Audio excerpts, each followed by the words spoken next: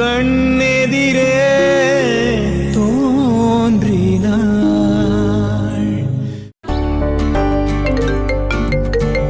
இப்ப யாரு?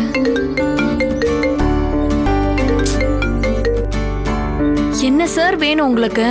எப்போ மேடம் வருவீங்க? சார் இப்படியே ஃபோன் பண்ணிட்டே இருந்தா என்னால எப்படி சார் வர முடியும்? சரி மேடம், கோவப்படாதீங்க, கொஞ்சம் சீக்கிரம் வாங்க. சார் இனிமே ஃபோன் பண்ணாதீங்க, 5 மினிட்ஸ்ல நானே வந்துருவேன். Okay madam, okay madam.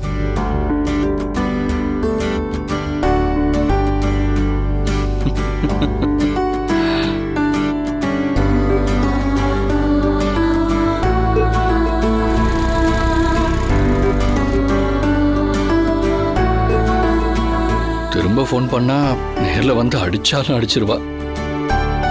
இன்னும் கொஞ்ச நேரம் வெயிட் பண்ணி பார்ப்போம்.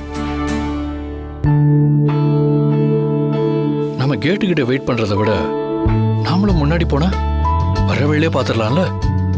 போயிடுவோம்.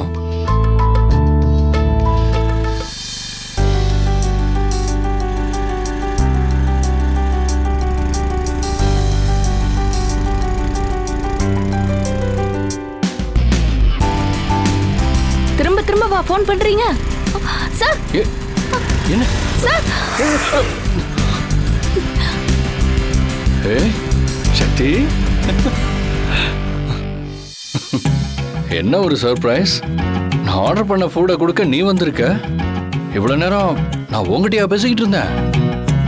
சார் ஓவரா பண்ணாதீங்க, நான் தான் கொண்டு வருவேன்னு உங்களுக்கு நல்லாவே தெரியும். எனக்கு எப்படி சக்தி தெரியும்? அப்புறம் எப்படி டெலிவரி ஐடியில இருக்கிற நம்பருக்கு கால் பண்ணாம என்னோட பர்சனல் நம்பருக்கு கால் பண்ணீங்க?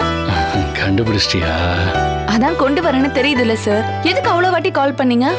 உன்னை பார்க்கணும் தான். என்ன எதுக்கு நீங்க பார்க்கணும்? பேசுறதுக்காக தான். என்கிட்ட என்ன பேசணும்? என்னென்னவோ பேசணும் தான், ஆனா அதெல்லாம் எப்படி பேசணும் தான் தெரியல. என்ன சார் நீங்க பொண்ணுங்க மாதிரி வெக்கம்லாம் படுறீங்க? நான் பார்த்ததும் அதெல்லாம் அப்படியே தானா வருது சக்தி. உங்களோட நடவடிக்கையே சரியில்லையே, எல்லாமே புதுசா இருக்கே. என்ன சரியில்லை அப்படின்னு என்கிட்ட புதுசா இருக்கு? நீங்க கடையிலேயே சாப்பிட மாட்டீங்க, அதையும் மீறி சாப்பிட்டா உடம்பு சரியில்லாம போயிடும்னு தெரிஞ்சும் எதுக்கு இப்போ ஆர்டர் பண்ணீங்க? இத்தனை நாளா உன் கையால சாப்பிட்டேன், இப்போ 4 நாளா உன் சாப்பாடை மிஸ் பண்றேன். அதனாலதான் உன் கையால சாப்பிடணும்னு முடிவு பண்ணி ஆர்டர் பண்ணேன். ஆர்டர் பண்ணா கடையில தான் சார் வாங்கிட்டு வருவேன், நானா செஞ்சு எடுத்துட்டு வருவேன். அப்ப நீ சமைச்சு எடுத்துட்டு வரலையா? சரி, நான் திரும்ப ஆர்டர் பண்றேன், நீ சமைச்சு எடுத்துட்டு வா. சார் அதெல்லாம் பண்ண முடியாது சார், சும்மா காசை வேஸ்ட் பண்ணாதீங்க. இதுவும் நல்லா தான் இருக்கும், இத சாப்பிடுங்க. ஐய, இத முதல்ல வை சக்தி, எதுக்கு இப்ப இதெல்லாம்? சார் எனக்கு இன்னும் இதே ஏரியால 3 ஆர்டர் இருக்கு, கொண்டு போய் கொடுக்கணும். இப்ப என்ன அவசரம்? போலாம், இரு. நீங்க பசிக்குதுன்னு ஃபோன் பண்ணி சொன்ன மாதிரி தானே எல்லாருமே பசியில இருப்பாங்க. ஓ அப்படியா? அப்படி போய் தான் ஆகணும்.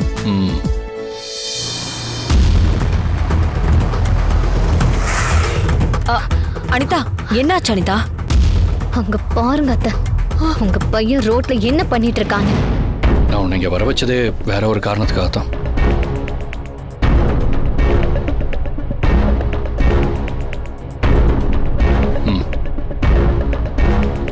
எதுக்கு சார்? முதல்ல புடி சொல்றேன். சார் புடி. அத்தை அங்க பாருங்க, காசு கொடுக்கறான். பாத்துக்கிட்டு தான் இருக்கேன் மருமகளே. எதுக்கு சார் இவ்ளோ பணம்? நீ டெலிவரி பண்ணிருந்தான் சக்தி. சார் அது வெறும் 350 ரூபா தான் சார். அன்னைக்கு ரோட்ல நான் காசு இல்லாம நின்னப்ப எனக்கு 2000 ரூபாய் கொடுத்து ஹெல்ப் பண்ணிய, அதை திருப்பி தர வேண்டாமா? ஆனா இதுல அதுக்கு மேலேயும் இருக்கே சார். மீதி இருக்கிற காசு என்னோட உயிருக்கா? உங்க உயிரா? என்னோட தங்கச்சி உன் வீட்டில் தானே இருக்கா, அவகிட்ட அதை கொடுத்துறேன். பெட்ரோல் பங்க்ல பார்த்தேன், பழைய துணியை போட்டிருக்கா. ஏசி இல்லாம ஒரு நாள் கூட அவ இருந்ததே இல்லை. ஆனா இன்னைக்கு வெயில்ல கஷ்டப்பட்டுக்கிட்டு இருக்கா. அந்த வேலை கஷ்டமானது, அவளும் கஷ்டப்படுறான்னு எனக்கு தெரியும். ஆனா அதை வெளியே காட்டிக்காம நல்லதான் இருக்கேன்னு என்கிட்டயே சிரிச்சுக்கிட்டே சொல்றா. நம்ம கூட பிறந்த அக்காவோ தங்கச்சியோ நம்ம கூட இருக்கிற வரைக்கும் எதுவுமே தெரியாது. ஆனா அவங்க கல்யாணம் ஆகி வேற வீட்டுக்கு போனதுக்கு அப்புறம் நிறைய மிஸ் பண்ணுவோம். அவ கூட சண்டை போட்டது, விளையாட்டு இதெல்லாம் நினைச்சு பார்த்தாலே கஷ்டமா இருக்கு. திரும்ப இந்த லைஃப் கிடைக்காதோன்னு தோணுது. என் தங்கச்சியை நான் எவ்வளவு மிஸ் பண்றேன்னு அவளுக்கே தெரியாது. சொன்னா கூட சரிப்பா. டே அண்ணா, நீ எங்கடா என்ன மிஸ் பண்ண போற? நான் இல்லாம சந்தோஷமா வீட்டுல ஜாலியா இருக்கேன்னு சொல்லுவா. அவளுக்கு ஏதாச்சும் வாங்கி கொடு, முக்கியமா 2 ட்ரெஸ் எடுத்து கொடு. இன்னும் ஏதாவது காசு வேணும்னா என்கிட்ட கேளு, நான் தரேன். சார், அவங்கள நானே நல்லா பார்த்துப்பேன். அவங்கள நான் வேலைக்கு போக வேண்டான்னு தான் சொன்னேன். ஆனா அவங்க தான் கேட்காம போறாங்க. சரி, அவங்களோட விருப்பத்தை ஏன் தடுக்கணும் தான் நாங்களும் விட்டுட்டோம். என் அண்ணன் திவ்யா கிட்ட மட்டும் பேசிட்டா போதும், எல்லாமே சரியாயிடும். சரி, நீ நல்லா பாத்துக்கோ சக்தி.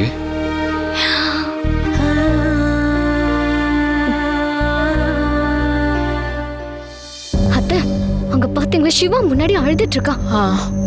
பாத்துக்கிட்டு தான் இருக்கேன் மருமகளே. என்ன சக்தி, என்னாச்சு?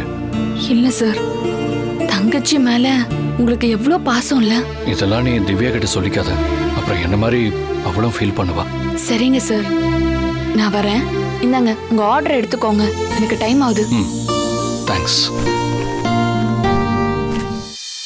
அத்தை, அவ பணத்தை வாங்கிட்டு வர. அத்தை, பாத்துக்கிட்டு தானே இருக்கேன். ஷூ, நீங்க கடைசி வரைக்கும் இப்படியேதான் பாத்துட்டு இருப்பீங்க.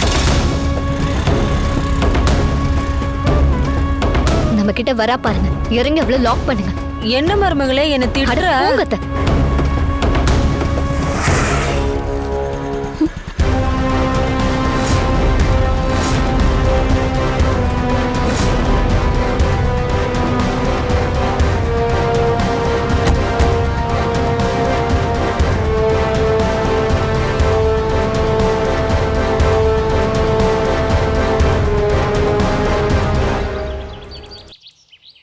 எங்க வீட்டு முன்னாடி என்னடி பண்ணிட்டு இருந்த?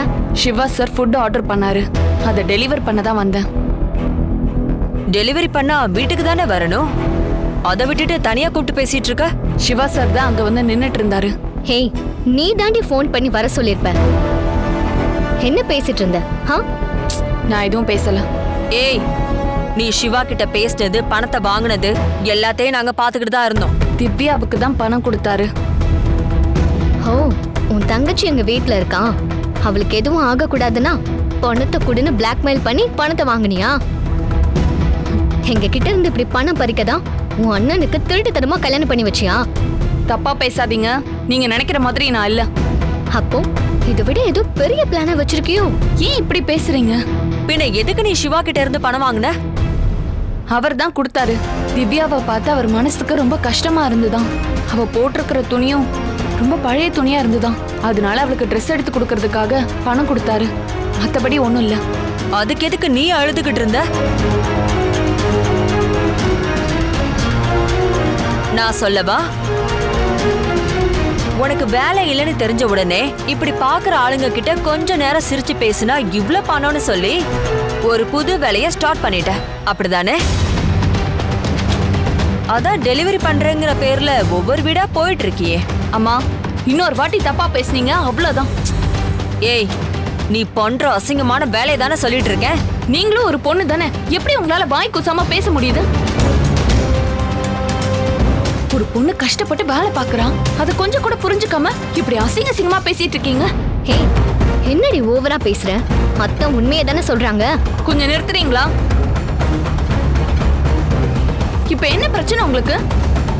சிவா சார் எனக்கு இந்த பணத்தை கொடுத்தாரா தானே உங்களுக்கு பிரச்சனை? என் அண்ணியை எப்படி பாத்துக்கணும்னு எனக்கு தெரியும். இந்தாங்க.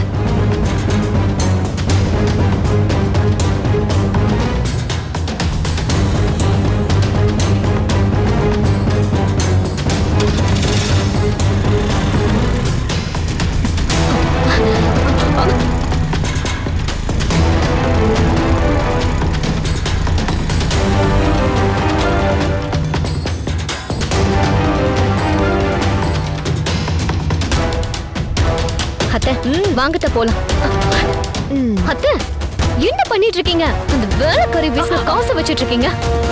இது வேலைக்காரி கொடுத்த காசா இருந்தாலும் நம்ம காசு தானே. சிவா கிட்ட இருந்து அவ எடுத்துட்டு போக பார்த்த பணம், அதான் எடுத்துக்கிட்டேன். எடுத்தாச்சு, வா போலாம், வா. மேடம் ஃபோன் எடுக்க மாட்டேங்கிறங்க மேடம். என்ன மேடம், அடுத்த ஸ்டோரி ரெடி பண்றீங்களா? பேங்க் மேனேஜர் ஃபோன் எடுத்தா மட்டும் என்ன சொல்ல போறீங்க? செக் கேன்சல் ஆயிடுச்சு, பணம் டெபாசிட் ஆகல, ப்ராசஸிங்ல இருக்கு, அப்படிதானே சொல்ல போறீங்க? மேடம், உங்ககிட்ட இந்த மாதிரி கதை கேட்க நாங்க விரும்பல மேடம். Stop it. சொன்ன வார்த்தையை காப்பாத்துறவதான் இந்த ருத்ரா. 25 வருஷமா இந்த கம்பெனியை நான் நடத்திட்டு இருக்கேன். இது வரைக்கும் ஒரு சின்ன மிஸ்டேக் கூட நடந்ததில்ல. ஆனா இந்த தடவை எங்கேயோ ஏதோ தப்பு நடந்திருக்கு. கொஞ்சம் என்னை யோசிக்க விடுங்க. எவ்வளவு நேரம் இப்படியே யோசிச்சுட்டு இருப்பீங்க? எப்படியும் பணம் இல்லைன்னு சொல்லி 1 மாசம் அலைய வைக்க போறீங்க, அப்படிதானே? கொஞ்சம் வெயிட் பண்ணுங்க.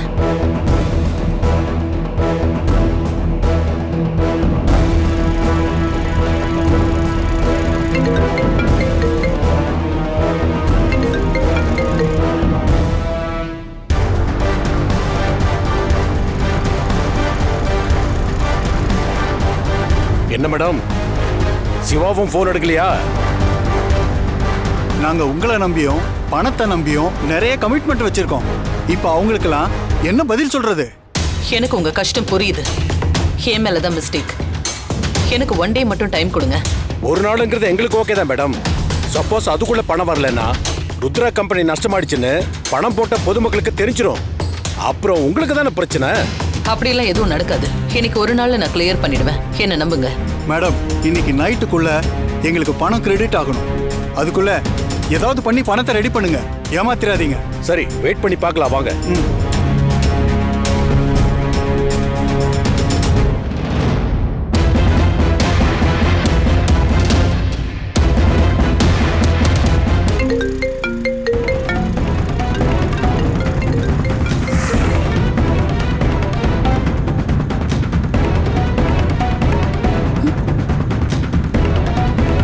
இந்த சிவா போன் கூட எடுக்காம என்ன பண்ணிட்டு இருக்கான்?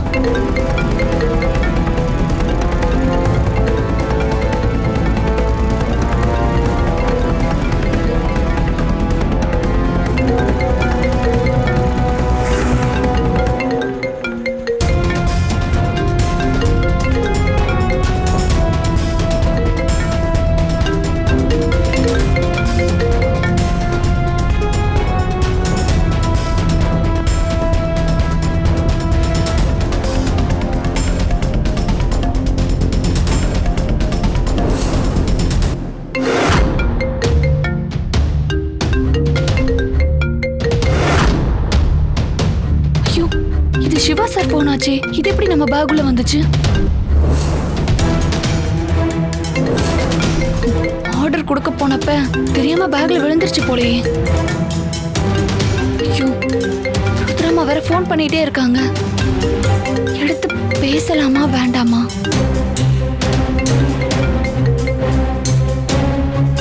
சிவா சார் கிட்டே திரும்ப கொண்டு போய் கொடுத்துடலாம். ருத்ராமா இவ்வளவு வாட்டி கால் பண்றாங்கன்னா கண்டிப்பா ஏதோ ஒரு முக்கியமான விஷயமா தான் இருக்கும்.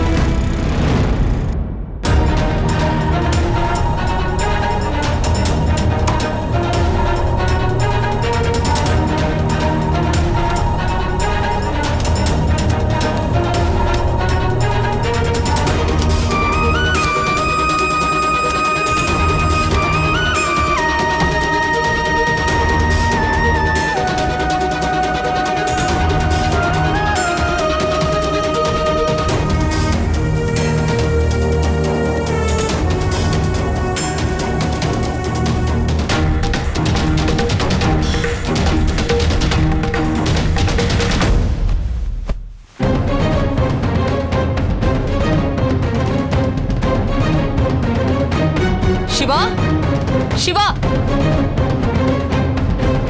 சிவா. போனை மறந்து எங்க வச்சேன்னு தெரியலையே. அண்ணி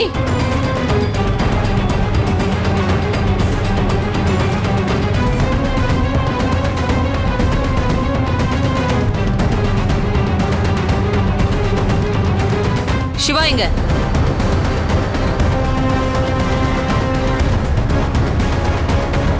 என்னாச்சு ருத்ரா?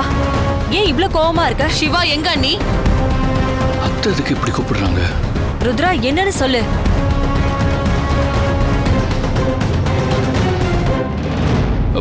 சொல்லுங்க அத்தை. அங்க ஆபீஸ்ல இன்வெஸ்டர்ஸ் எல்லாம் என்ன கேள்வி மேல கேள்வி கேட்டுட்டு இருக்காங்க. இன்னும் பணம் போகல சிவா. உனக்கு எவ்வளவு தடவை கால் பண்ணிருக்கேன்னு முதல்ல உன் போன் எடுத்து பாரு. அட்லீஸ்ட் நான் போன் பண்ணும்போது போனை எடுத்து என்ன அத்தனை கேட்டிருக்கலாம்ல. போனை கூட எடுக்காம அப்படி என்ன பண்ணிட்டு இருக்க?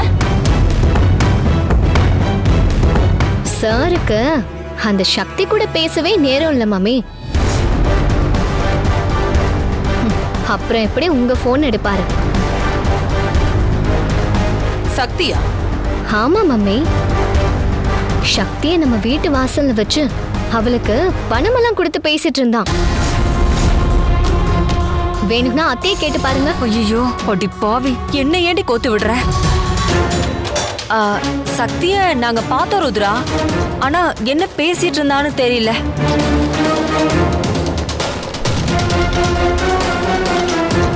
சார்,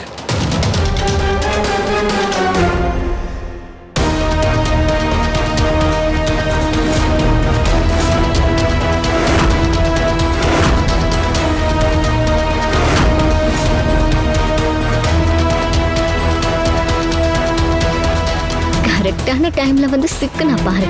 மம்மி நல்லா வச்சு செய்ய போறாங்க. சிவா, அப்ப அனிதா சொன்னதெல்லாம் உண்மையா? ஏன் போனை கூட எடுக்காம நீ இவ கூட தான் பேசிட்டு இருந்தியா? இதுதான் நீ கம்பெனி மேல வச்சிருக்கிற அக்கறையா? உன்னை எவ்வளவு பொறுப்பான பையன்னு நினைச்சிட்டு இருந்தேன், ஆனா இந்த மாதிரி எல்லாம் நடந்துக்கிற. உன்கிட்ட இருந்து நான் இதை எதிர்பார்க்கல சிவா. இல்ல அத்தை, அதுல சக்தி. என்ன சக்தி?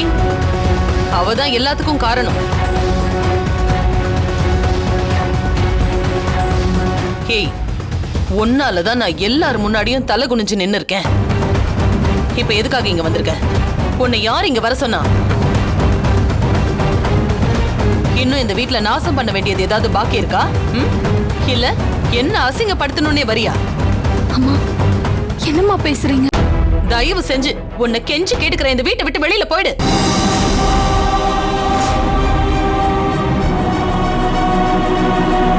கம்பெனில பிரச்சனை மேல பிரச்சனை போயிட்டு இருக்கு. நான் எதுவும் செய்ய முடியாம நின்னுட்டு இருக்கேன். நீ என்னடானா சிவாவை கூப்பிட்டு வச்சு அவனை வேலை செய்ய விடாம பண்ணிட்டு இருக்க. நான் சிவா சாரை கூப்பிடலாமா? பொய் சொல்லாத. அனிதா என்கிட்ட எல்லாத்தையும் சொல்லிட்டா.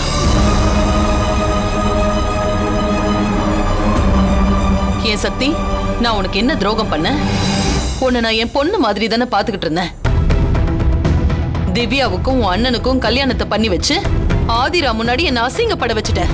இன்னைக்கு இன்வெஸ்டர்ஸ் முன்னாடி நின்னு நான் பதில் சொல்ல முடியாத மாதிரி பண்ணிட்டேன்.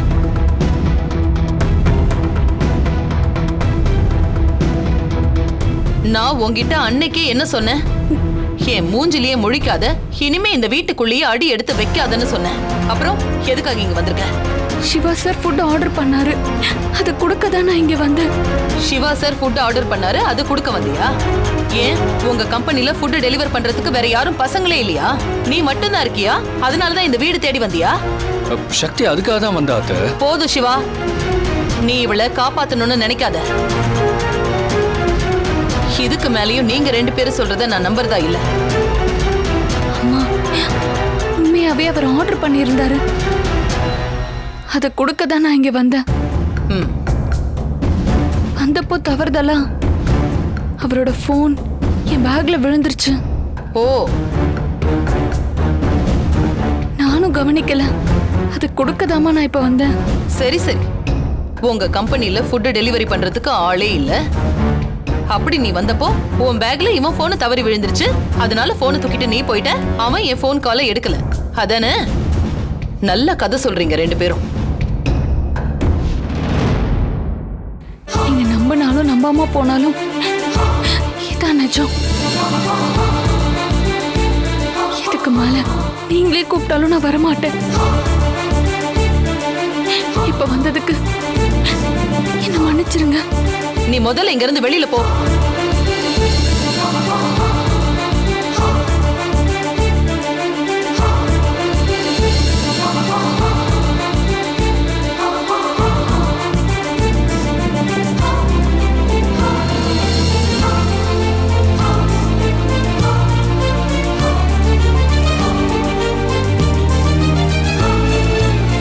அத்தை, என்னோட ஃபோன் சக்தி பேக்ல விழுந்திருக்கு. அதனால தான் நீங்க ஃபோன் பண்ணப்போ என்னால் அட்டன் பண்ண முடியாம போச்சு. இப்ப பேங்க்கு ஃபோன் பண்ணி கேட்குறேன், என்ன பிரச்சனை, ஏன் பணம் போகலன்னு. நீ செய்யறது சரியில்லை சிவா, ரொம்ப மாறிட்ட. முதல்ல நமக்கான பிரச்சனைய பாரு, அதுக்கப்புறம் வரவங்க போறவங்க பிரச்சனையெல்லாம் உட்காந்து கேளு. நீ என்ன ரொம்ப டிசப்பாயிண்ட் பண்ணிட்ட சிவா.